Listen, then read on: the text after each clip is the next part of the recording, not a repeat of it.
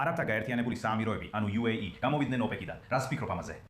მე ვფიქრობ, რომ ეს შესანიშნავია. ასე რომ 2026 წლის 1 მაისს გაერთიანებულმა არაბეთის საამიროებმა ოფიციალურად დატოვა OPEC-ი 59 წლიანი წევრობის შემდეგ.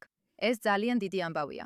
რომ გავიგოთ რატო, უნდა დავიწყოთ თავიდან, რადგან OPEC-ი ერთ-ერთი იმ ორგანიზაციათაგანია, რომლის შესახებ თითქმის ყველას სმენია, მაგრამ უმეტესობა ნამდვილად ვერ ხვდება, რას წარმოადგენს.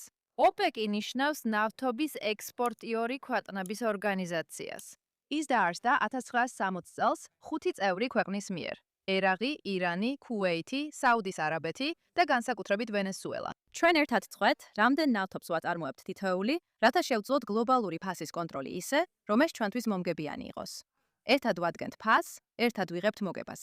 მისი დამფუძნებელი წევრები ერთად აკონტროლებდნენ მსოფლიო ნავთობის წარმოების დაახლოებით ნახევარს, რაც ნიშნავდა, რომ თუ ისინი წარმოების შემცირებაზე შეთანხმდებოდნენ, გლობალური ფასის მნიშვნელოვნად შეცვლას შეძლებდნენ.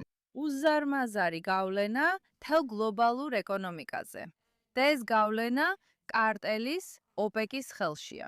იმ დროისთვის, როცა არაბთა გაერთიანებული საამიროები ამ კვირაში გამოვიდა, OPEC-ი უკვე ერთდროულად 3 მიმართულებიდან იყო ზეწოლის ქვეშ.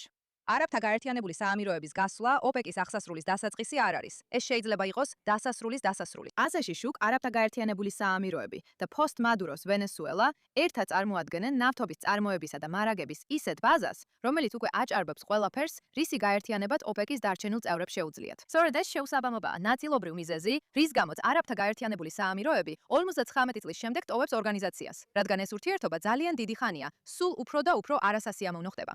თუმცა, იმის გასაგებად, რატო გახდა ეს ურთიერთობა არასასიამოვნო, უნდა გაიგოთ სინამდვილეში რას წარმოადგენს არაბთა გაერთიანებული საამიროები. არაბთა გაერთიანებული საამიროები არის 7 ემირატის ფედერაცია, რომლებიც 1971 წელს ერთ სახელმწიფოდ გაერთიანდნენ. მაგრამ აი რა განასხვავებს არაბთა გაერთიანებულ საამიროებს თითქმის ყველა სხვა OPEC-ის წევრისგან? ბოლო 3 ათწლეულის განმავლობაში არაბთა გაერთიანებულმა საამიროებმა, განსაკუთრებით დუბაიმ, მიიღო სტრატეგიული გადაწყვეტილება შეექმნა ეკონომიკა, რომელიც პირველ რიგში ნავთობზე არ იქნება დამოკიდებული. მათ უზარმაზარი ინვესტიციები ჩადეს ტურიზმში, ფინანსურ სერვისებში, ვაჭრობაში, უძრავქონებაში, ტექნოლოგიებში, ლოგისტიკაში. და შედეგი ის არის, რომ დღეს დუბაი ერთ-ერთი ყველაზე მონახულებადი ქალაქია დედამიწაზე, სადაც მდებარეობს მსოფლიოს ერთ-ერთი ყველაზე დატვირთული აეროპორტი, გლობალური ფინანსური ცენტრი და ადგილი, სადაც 200-ზე მეტი ეროვნების ადამიანები ცხოვრობენ და მუშაობენ.